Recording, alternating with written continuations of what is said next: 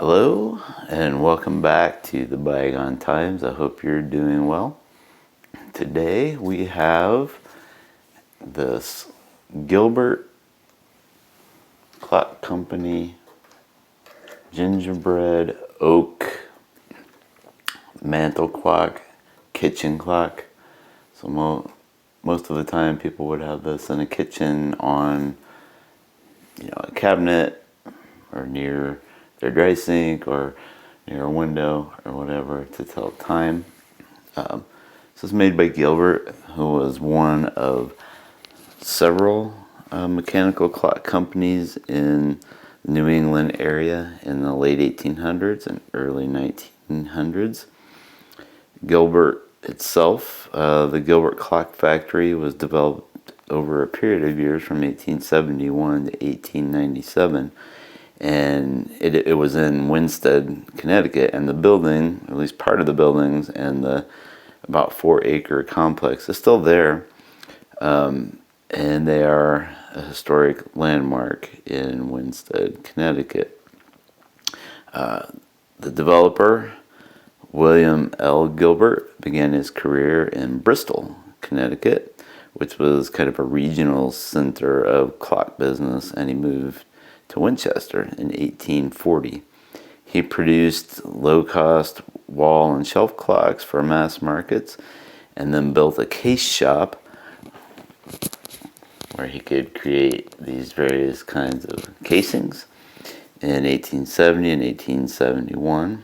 And at that time, he had his Gilbert Clock Company, up to being one of the largest clock manufacturers in the state.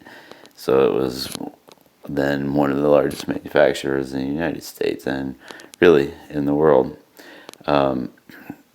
It grew and eventually employed more than 500 people. It continued well into the 20th century, but eventually ceased operations in 1964. For a while, they used radioactive radium in the manufacture of radioluminescent clock hands. So those are the hands that kind of glow as they go around the clocks. And so the Nuclear Regulatory Commission in the 2010s kind of marked the place as potentially radioactive. But they did find that they had some elevated radiation, but no real health risk. So they kind of cleared it in 2018, and it's been cleared. But it's kind of an interesting story in history.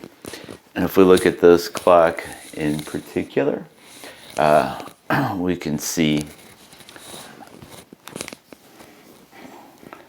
again that it's oak, and gingerbread is used as a moniker a lot of times because it's got this cutout pattern like you would see for gingerbread houses or men.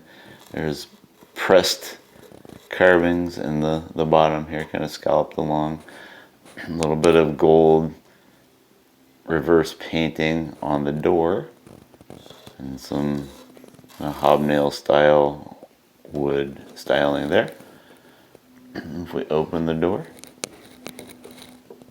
you can see the interior of the clock. So the face is an enameled white over brass metal, and inside we have an alarm that's also brass, and the brass works for the alarm here. And here's the striker for the hour and the half hour. So now I do have a pendulum for this, but it's not here with the clock, so I won't be able to run it. The pendulum would hook on a little wire drop down back here, and then would tick back and forth per second. And you can see some of the inner workings, the gears of the clock there. Okay, I'm going to pause this for a second and turn the clock around.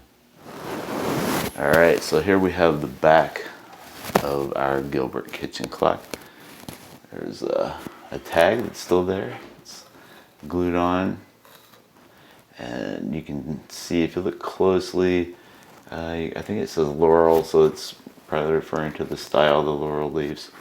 And then it says manufactured by William L. Gilbert Clock Company, Winsted, Connecticut, USA.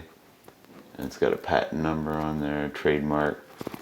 And then there are some service dates on here. You might not be able to see it on camera, but so a lot of times when you would take the clock in for servicing, the technician or the clockmaker would somehow indicate on this back when it was serviced. So here we see a 10/25 of 30, so October 25th of 1930. So the clock was probably, 30 to 40 years old by that point, or at least 20 to 40 years old. And then we see here 1/30/73, so January 30th of 1973. So 43 years in between there. I'm sure it was serviced more frequently in between, because it does run if I put the pendulum on it. You can see the various attachments that they've used over the years for the back. These little nails are probably more likely the original, and then there have been some screw reinforcements and maybe a little bit of missing here. This probably should be a lip here that this hooks into, and then this should be some sort of maybe like a dial that makes the back easier to remove. This is going to be a little tough to get in and out, but overall pretty original. Let me turn it back around here and we'll finish up. Alright, so there we have our Gilbert Laurel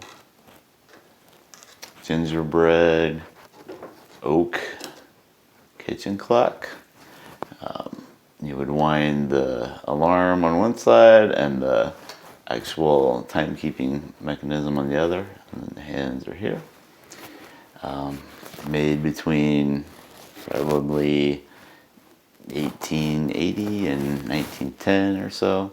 And if you were to buy this online or sell it online, you'd probably be looking at, assuming that it works and runs and has a pendulum, between $150 and $200 for this clock. You might be able to find a bargain closer to $100. And if it didn't work, or if the case were more beat up, missing things here, broken glass, you might get it for under $100. Anyway, thank you for watching, and I'll see you next time on the Bygone Times.